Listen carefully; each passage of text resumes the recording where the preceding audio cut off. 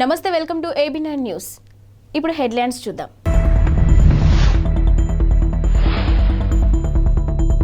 నేడు ఢిల్లీకి వెళ్తున్న రేవంత్ రెడ్డి. ప్రధాని మోదీ అపాయింట్మెంట్ కోరిన సీఎం.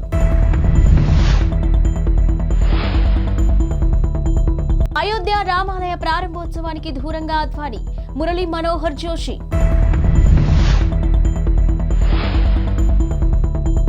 మద్యం అమ్మకాలు వినియోగంలో తెలంగాణ టాప్. లీటర్లు తాగేస్తున్నారు. తెలంగాణ ముఖ్యమంత్రి రేవంత్ రెడ్డి ఈ రోజు ఢిల్లీకి వెళ్తున్నారు. తన పర్యటనలో భాగంగా పార్టీ ముఖ్య నేతలు మల్లికార్జున ఖర్గే, సోనియా గాంధీ, రాహుల్ గాంధీ, ప్రియాంక గాంధీలను కలవనున్నారు. ఇక మంత్రివర్గ విస్తరణ, ఎమ్మెల్సీల ఎంపిక, పార్లమెంటు ఎన్నికలపై అనుసరించాల్సిన వ్యూహాలపై వారితో రేవంత్ చర్చించనున్నారు. పార్లమెంటు ఎన్నికల్లో తెలంగాణ నుంచి సోనియా గాంధీ పోటీ చేయాలని కోరుతూ పీఏసీ చేసిన తీర్మానాన్ని హైకమాండ్కు సీఎం అందించనున్నారు. మరోవైపు ప్రధాని మోదీ అపాయింట్మెంట్ను రేవంత్ రెడ్డి కోరినట్టు తెలుస్తుంది.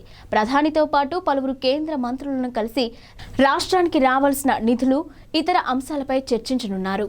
అయోధ్యలో రామ మందిరం నిర్మాణానికి కారణమైన బీజేపీ సీనియర్ నేతలు ఎల్కే అద్వానీ, మురళీ మనోహర్ జోషి ఆలయ ప్రారంభోత్సవానికి దూరంగా ఉండనున్నారు. వీరి వయస్సును దృష్టిలో పెట్టుకుని ప్రారంభోత్సవానికి రావద్దని ఆలయ ట్రస్ట్ కోరింది. ఇక ప్రస్తుతం అద్వానీ వయసు 96 సంవత్సరాలు కాగా మురళీ మనోహర్ జోషి వయసు 89 సంవత్సరాలు. అద్వానీ, జోషి ఇద్దరు పెద్ద వయస్కులని, వారి ఆరోగ్యాన్ని దృష్టిలో పెట్టుకుని ఆలయ ప్రారంభోత్సవానికి హాజరు కావద్దని విజ్ఞప్తి చేసినట్టు ఆలయ ట్రస్ట్ తెలిపింది. తమ విజ్ఞప్తిని వారు మన్నించారని ట్రస్ట్ ప్రధాన కార్యదర్శి చంపత్రాయ్ తెలిపారు. ఆలయ ప్రారంభోత్సవానికి మాజీ ప్రధాని దేవేగౌడను ఆహ్వానించేందుకు 3 సభ్యుల బృందాన్ని ఆహ్వానించినట్టు పేర్కొన్నారు. తెలంగాణలో మద్యం అమ్మకాలు వినియోగంపై ఎక్సైజ్ శాఖ అధికారులు ముఖ్యమంత్రి రేవంత్ రెడ్డికి సమర్పించిన నివేదికలో పలు ఆసక్తికర విషయాలు వెల్లడించారు. దక్షిణాదిలోని ఇతర రాష్ట్రాలైన ఏపీ, తమిళనాడు, కేరళకు మించి ఇక్కడ మద్యం వినియోగిస్తున్నట్టు పేర్కొన్నారు. అంటే దక్షిణాదిలోని లిక్కర్ వినియోగంలో తెలంగాణది టాప్ ప్లేస్. ఇక దీనివల్ల ప్రభుత్వానికి ఆదాయం కూడా భారీగానే సమకూరుతుందని తెలిపారు. 2011 జనాభా లెక్కల ప్రకారం తమిళనాడు, కర్ణాటక వంటి రాష్ట్రాల్లో జనాభా ఎక్కువ, మద్యం అమ్మకాలు తక్కువగా ఉండగా తెలంగాణలో మాత్రం జనాభా తక్కువ, మద్యం అమ్మకాలు ఎక్కువగా ఉన్నట్టు తేలింది. ఇక ఎక్సైజ్ అధికారులు నివేదిక ప్రకారం ఆంధ్రప్రదేశ్ జనాభా 4.93 కోట్లు. ఇక 2022-2023లో అక్కడ 3.35 కోట్ల లిక్కర్, IML కేసులు అమ్ముడుపోయాయి. దీనిని బట్టి అక్కడ తలసరి మద్యం వినియోగం 6.4 లీటర్లు, ఇక 1.16 కోట్ల కేసుల బీర్లు అమ్ముడయ్యాయని తెలిపారు. అంటే తలసరి బీర్ల వినియోగం 1.86 లీటర్లు. ఇక తమిళనాడులో తలసరి మద్యం వినియోగం 7.66 లీటర్లు కాగా బీర్ల వినియోగం 3.75 లీటర్లు. ఇక తెలంగాణతో దాదాపు సమాన జనాభా కలిగిన కేరళలో తలసరి లిక్కర్ వినియోగం 5.93 లీటర్లు కాగా బీర్ల వినియోగం 2.63 లీటర్లు. ఏపీలోని ఆరోగ్యశ్రీ కింద ఉచిత వైద్య పరిమితిని 25 లక్షల రూపాయలకు పెంచిన సంగతి తెలిసిందే. ప్రతి పేదవాడికి ఉచితంగా కార్పొరేట్ వైద్యాన్ని అందిస్తామని ముఖ్యమంత్రి జగన్ ప్రకటించారు. ఈ నేపథ్యంలో టీడీపీ ఎమ్మెల్యే డోలా బాల వీరాంజనేయులు స్పందిస్తూ 4.5 ఏళ్ల ప్రజల ఆరోగ్యాన్ని గాలికి వదిలేసిన జగన్ ఇప్పుడు మాత్రం ఆరోగ్యశ్రీ కింద 25 లక్షల వరకు ఉచిత వైద్యాన్ని అందిస్తామని చెప్పడం విడ్డూరంగా ఉందని అన్నారు. ఇక ఆరోగ్యశ్రీ నెట్వర్క్లోని ఆసుపత్రులకు 1000 కోట్ల బకాయిలను రాష్ట్ర ప్రభుత్వం చెల్లించలేదని, ఆ బకాయిలను చెల్లించకుండానే ఎన్నికల ముందు మరో డ్రామాకు జగన్ తెరతీశారని విమర్శించారు. ఆరోగ్యశ్రీ కింద వైద్యమే అందనప్పుడు దాని పరిమితిని 25 లక్షలకు పెంచితే ఏం ఉపయోగం, కోటికి పెంచితే ఏం ఉపయోగం అని ఎద్దేవా చేశారు. అనారోగ్యం బారిన పడి ఆసుపత్రికి వెళ్తే చాలా వైద్యులు వెంటనే సిటీ స్కాన్ రాసేస్తూ ఉంటారు. ఇక ఈ స్కాన్ ద్వారా రోగానికి కారణమయ్యే అసలు విషయాన్ని గుర్తించి సరైన చికిత్స అందించవచ్చనేది వైద్యుల భావన. ఇక సిటీ స్కాన్ అనేది ప్రస్తుతం చాలా సర్వసాధారణమైన విషయంగా మారింది. ఈ విషయం గురించి తెలిస్తే మాత్రం సిటీ స్కాన్ చేయించుకోవడానికి భయపడతారు. సిటీ స్కాన్ వల్ల చిన్నారులు, యువతులు బ్లడ్ క్యాన్సర్ బారిన పడే అవకాశం ఉందని యూరోపియన్ పీడియాట్రిక్ సిటీ అధ్యయనం హెచ్చరించింది. దాదాపుగా 10 లక్షల మందిని అధ్యయనం చేసిన అనంతరం ఈ విషయాన్ని వెల్లడించింది. స్పష్టమైన ఇమేజీల కోసం సిటీ స్కాన్లో ఉపయోగించే ఎక్స్ కిరణాలను యువతను ముప్పులోకి నెట్టేస్తున్నాయని పేర్కొంది. బార్సిలోనాలోని పోంప్యూ ఫాబ్రా యూనివర్సిటీ అధ్యయనం పరిశోధకులు నిర్వహించిన అధ్యయనంలోని ఈ ఆందోళనకర విషయం వెలుగుచూసింది. ఇక సిటీ స్కాన్ రేడియేషన్ కారణంగా రక్త క్యాన్సర్లు అయిన లింఫోయిడ్, మయోలియిడ్ ముప్పు అధికంగా ఉందని అధ్యయనం తేల్చి చెప్పింది. మధ్యప్రదేశ్ 16వ అసెంబ్లీ సమావేశాలు తొలి సెషన్లో వివాదం నెలకొంది. ఇక సభలో స్పీకర్ కుర్చీ వెనుక మాజీ ప్రధాని జవహర్లాల్ నెహ్రూ చిత్రపటం స్థానంలో బిఆర్ అంబేద్కర్ ఫోటోని పెట్టడం వివాదాస్పదంగా మారింది. స్పీకర్ కుర్చీ వెనుక భాగంలో మరో పక్కనున్న మహాత్మా గాంధీ ఫోటోను యథాతథంగా ఉంచి నెహ్రూ చిత్రపటాన్ని మాత్రం మార్చడంపై కాంగ్రెస్ పార్టీ భగ్గుమంది. నెహ్రూ ఫోటోని పునరుద్ధరించాలని డిమాండ్ చేశారు కాంగ్రెస్ నేతలు.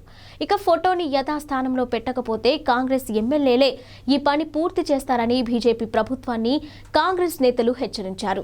సీఎం మోహన్ యాదవ్ సారథ్యంలోని మధ్యప్రదేశ్లో కొత్త ప్రభుత్వం ఏర్పాటైంది. ఇక ముఖ్యమంత్రి ప్రమాణ స్వీకారం చేసిన దాదాపు వారం తర్వాత 4 రోజుల శీతాకాల సమావేశాలు ప్రారంభమయ్యాయి. ప్రోటెం స్పీకర్ గోపాల భార్గవ కొత్తగా ఎన్నికైన ఎమ్మెల్యేలతో ప్రమాణ స్వీకారం చేయించగా కాంగ్రెస్ నేత ఉమంగ్ సింగ్ ను అసెంబ్లీలో ప్రతిపక్ష నాయకుడిగా ఆ పార్టీ ఎన్నుకుందని స్పీకర్ భార్గవ సభకు తెలియజేశారు. ఇక ఈ అసెంబ్లీ స్పీకర్ పదవికి సీనియర్ నేత కేంద్ర మాజీ మంత్రి నరేంద్ర సింగ్ తోమర్ పేరును బీజేపీ ప్రతిపాదించిన విషయం తెలిసిందే. దక్షిణ మధ్య రైల్వే సోమవారం కీలక ప్రకటన చేసింది. హసన్పర్తి, ఉప్పల్ రైల్వే స్టేషన్ల మధ్య రైల్వే పనుల కారణంగా డిసెంబర్ 19 నుంచి జనవరి 13 వరకు పలు రైళ్లను రద్దు చేస్తున్నట్టు వెల్లడించింది. మొత్తం 8 రైళ్లు రద్దు కానున్నాయని, కనిష్టంగా 12 రోజుల నుంచి గరిష్టంగా 26 రోజుల పాటు ఈ రైళ్లు అందుబాటులో ఉండబోవని తెలిపింది. రైళ్ల వివరాలను వెల్లడించింది. కాజీపేట, హసన్పర్తి, బల్లర్షా, కాజీపేట, కరీంనగర్, సిర్పూర్, కరీంనగర్ రైళ్లు ఇక డిసెంబర్ 19 నుంచి జనవరి 13వ తేదీ వరకు నడవబోవని ఒక ప్రకటనలో దక్షిణ మధ్య రైల్వే పేర్కొంది. సికింద్రాబాద్, సిర్పూర్, కాగజ్నగర్, సిర్పూర్, కాగజ్నగర్, సికింద్రాబాద్ రైళ్లు జనవరి 2 నుంచి 13 వరకు రద్దు చేస్తున్నట్టు తెలిపింది. ఇక కరీంనగర్ బోధన్ రైలు డిసెంబర్ 19 నుంచి జనవరి 13 వరకు, బోధన్ కరీంనగర్ రైలు డిసెంబర్ 20 నుంచి జనవరి 24 వరకు రద్దు కానున్నట్లు వెల్లడించింది. చైనాలో సోమవారం రాత్రి భారీ భూకంపం నమోదైంది. వాయవ్య చైనాలోని గన్స్ ప్రావిన్స్లోని సంభవించిన ఈ భూకంప తీవ్రతను రిక్టర్ స్కేల్పై కొలవగా 5.9గా రికార్డైంది. తీవ్ర భూకంపం ధాటికి 111 మంది మృతి చెందగా వందలాది మంది గాయపడ్డారని చైనా అధికారిక మీడియా సీసీటీవీ వెల్లడించింది. ఇక పెద్ద సంఖ్యలో భవనాలు కూలిపోవడంతో రెస్క్యూ సిబ్బంది శిథిలాలలో తొలగిస్తున్నారు. మంగళవారం ఉదయం నుంచే సహాయక చర్యలు మొదలయ్యాయని వివరించింది. గన్స్ ప్రావిన్స్లో భూకంప తీవ్రత ఎక్కువగా ఉందని, ఇక్కడ సుమారు 100 మందికి పైగా మరణించినట్లు ప్రాంతీయ భూకంప సహాయ కేంద్రం వెల్లడించినట్టు పేర్కొంది. ఇక పొరుగునే ఉన్న కింగ్ హైవే ప్రావిన్స్లోని హైడాంగ్ నగరంలో భూకంప ధాటికి 11 మంది మృత్యువాత పడ్డారు. 100కు మందికి పైగా గాయాలయ్యాయి. ఇక ఈ భూకంపం కారణంగా పెద్ద సంఖ్యలో ఇళ్లు కూలిపోయాయని, గణనీయమైన ప్రాణ ఆస్తి నష్టం వాటిల్లిందని చైనా వార్తా సంస్థ జిన్హువా తెలిపింది. ప్రాణాలు దక్కించుకునేందుకు ప్రజలు వీధుల్లోకి పరుగు తీశారని ప్రస్తావించింది. కాగా ఈ ప్రకృతి విపత్తుపై చైనా అధ్యక్షుడు జిన్పింగ్ స్పందించారు. భూకంప ప్రాంతాల్లో అన్ని విధాల సహాయక చర్యలు అందించాలని అధికారులను ఆదేశించారు. కబ్జా ఆరోపణలు ఎదుర్కొంటున్న మాజీ మంత్రి బీఆర్ఎస్ సీనియర్ నేత మల్లారెడ్డి తెలంగాణ హైకోర్టును ఆశ్రయించారు. మేడ్చల్ జిల్లా షామీర్పేట పోలీసులు తనపై నమోదు చేసిన కేసు అక్రమమని, దీనిని కొట్టివేయాలంటూ ఆయన పిటిషన్ వేశారు. ఇక జస్టిస్ సురేందర్ ముందుకు ఈ పిటిషన్ రాజకీయ నాయకుల కేసులను విచారించే బెంచ్ ముందుకు ఈ పిటిషన్ను తీసుకెళ్లాలంటూ రిజిస్ట్రీని జడ్జి ఆదేశించింది. ఇక కేసు విచారణ వాయిదా వేశారు. కాగా మేడ్చల్ మండలం మూడుచింతలపల్లి మండల కేశవాపురం గ్రామంలోని భూములను కబ్జా చేశారంటూ మాజీ మంత్రి బీఆర్ఎస్ సీనియర్ నేత మల్లారెడ్డిపై కొంతకాలంగా ఆరోపణలు వ్యక్తమవుతున్నాయి. ఇక ఇటీవల ఫిర్యాదు అందడంతో పోలీసులు కేసు నమోదు చేశారు. అయితే ఇది అక్రమ కేసు అని మల్లారెడ్డి చెప్తున్నారు. తెలుగుదేశం పార్టీ జాతీయ ప్రధాన కార్యదర్శి నారా లోకేష్ చేపట్టిన యువగలం పాదయాత్ర నేటితో ముగిసింది. ఇక చివరి రోజున లోకేష్ గ్రేటర్ విశాఖ పరిధిలోని పాదయాత్ర చేశారు. పాదయాత్ర ముగింపు సందర్భంగా టీడీపీ శ్రేణులతో పాటు మిత్రపక్షమైన జనసేన శ్రేణులు కూడా విశాఖకు భారీగా తరలివచ్చాయి.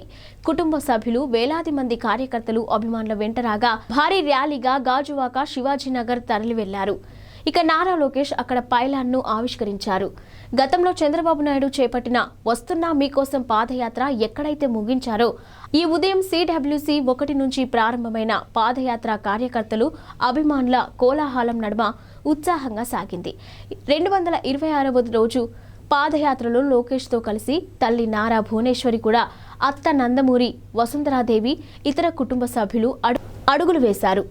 ముగింపు కార్యక్రమంలో తల్లి నారా భువనేశ్వరి, నందమూరి వసుంధరాదేవి, టీడీపీ రాష్ట్ర అధ్యక్షుడు అచ్చెన్నాయుడు, మాజీ అధ్యక్షుడు కిమిడి కళా వెంకట్రావు, ఉభయ గోదావరి జిల్లాల సమన్వయకర్త ప్రత్తిపాటి పుల్లారావు భరత్, మాజీ మంత్రులు కొల్లు రవీంద్ర, అమర్నాథ్ రెడ్డి, టీడీ జనార్దన్, వంగలపూడి అనిత, ఎమ్మెల్యే వెలగపూడి రామకృష్ణ తదితరులు పాల్గొని విజయవంతం చేశారు. హైదరాబాద్ లో భారీగా డ్రగ్స్ ను స్వాధీనం చేసుకున్నారు ఎస్ఆర్ నగర్ పోలీస్ స్టేషన్ పరిధిలోని టీఎస్ న్యాబ్ అధికారులు. ఇక భారీ మొత్తంలో డ్రగ్స్ ను పట్టుకున్నారు. ఓ అపార్ట్మెంట్ లో నిర్వహించిన పుట్టినరోజు వేడుకల సందర్భంగా ఇవి దొరికాయి. గోవా నుంచి డ్రగ్స్ తెప్పించి వీరు పార్టీ చేసుకుంటుండగా సమాచారం అందుకున్న ఎస్ఆర్ నగర్ పోలీసులు, టీఎస్ న్యాబ్ అధికారులు సంయుక్తంగా ఈ అపార్ట్మెంట్ పై దాడి చేశారు. మొత్తం 12 మందిని అదుపులోకి తీసుకున్నారు. 60 డ్రగ్స్ మాత్రలను స్వాధీనం చేసుకున్నారు. పట్టుబడిన వారిలో ఐటీ ఉద్యోగులు, ఇంజనీరింగ్ విద్యార్థులు ఉన్నారని సమాచారం. వీరిని నెల్లూరు వాస్తవులుగా గుర్తించారు. ఇటీవల ఏపీ సీఎం జగన్ రాష్ట్రంలో 11 నియోజకవర్గాలకు ఇన్ఛార్జీలను మార్చిన సంగతి తెలిసిందే. పలువురు మంత్రులు కూడా ఈసారి ఇతర నియోజకవర్గాల నుంచి పోటీ చేయాల్సిన పరిస్థితి ఉందని సీఎం నిర్ణయంతో స్పష్టమైంది. దీనిపై ఏపీ మంత్రి రోజా స్పందించారు. ప్రజల్లో ఉంటూ కష్టపడి పనిచేసిన వారికి సొంత నియోజకవర్గం సీట్లు ఎక్కడికి పోవని, వారి సీట్లు వారికే ఉంటాయని అన్నారు. మంత్రుల విషయానికొస్తే తమ నియోజకవర్గంలోని బలంగా ఉంటారు కాబట్టి ఒకవేళ వారిని ఇతర నియోజకవర్గానికి మార్చినా ఆ 2 నియోజకవర్గాల్లో గెలిపించే బాధ్యత ఆ మంత్రులకు అప్పగించడం అనేది అందరికీ తెలిసిందేనని వివరించారు. ఇక ఎవరికైనా ఈసారి ఎన్నికల్లో సీటు లేదు అంటే అది వారి పొరపాటే అవుతుంది. 4.5 సంవత్సరాలుగా మనకు అవకాశం ఇచ్చారు. ఎమ్మెల్యేలు, ఎమ్మెల్సీలు, ఎంపీలు ప్రజల వద్దకు వెళ్లే గడప గడపకు ప్రభుత్వం కార్యక్రమాన్ని గురించి సీఎం జగన్ చిన్నపిల్లలకు చెప్పినట్టు చెప్పారు. నాకు మిమ్మల్ని ఎవరిని వదులుకోవడం ఇష్టం లేదని, మనమందరం కలిసి ప్రయాణం చేద్దామని చెప్పారు. నా వరకు నేను ప్రజలకు ఇచ్చిన వాగ్దానాలను ఎంత కష్టమైనా నెరవేర్చేందుకు కృషి చేస్తున్నానని పేర్కొంది. ఇక ఎక్కడా ఎవరికి ఇబ్బంది లేకుండా చూసుకుంటున్నానని అన్నారు.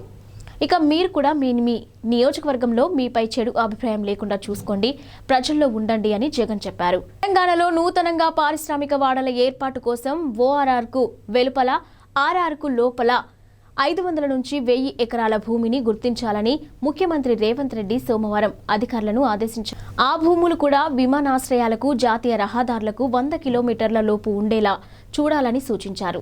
రాష్ట్ర పారిశ్రామిక అభివృద్ధిపై సోమవారం సచివాలయంలో ఉప ముఖ్యమంత్రి మల్లు భట్టి విక్రమార్కతో కలిసి ముఖ్యమంత్రి ఉన్నత స్థాయి సమీక్ష నిర్వహించారు. ఈ సందర్భంగా రేవంత్ రెడ్డి మాట్లాడుతూ పరిశ్రమల కోసం సేకరించే భూములు బంజరు భూములై ఉండటంతో పాటు సాగుకు యోగ్యం కానివి అయి ఉండాలని పేర్కొన్నారు. రైతులకు ఎలాంటి నష్టం లేకుండా, కాలుష్యం తక్కువగా ఉండే విధంగా అభివృద్ధి వికేంద్రీకరణ జరుగుతుందన్నారు. అదే సమయంలో పరిశ్రమలకు కేటాయించినప్పటికీ ఉపయోగించకుండా ఉన్న వాటిపై పూర్తి నివేదిక ఇవ్వాలని ఆదేశాలు జారీ చేశారు. కాలుష్య రహిత పరిశ్రమలకు ప్రాధాన్యత ఇవ్వాలని, హైదరాబాద్లోని నాచారం, జీడిమెట్ల, కాటేదాన్ తదితర పారిశ్రామిక వాడల్లో విషయంలో ప్రత్యామ్నాయాలను సూచించాలన్నారు. ఇవి ఇప్పటివరకు బులెటిన్ అప్డేట్స్.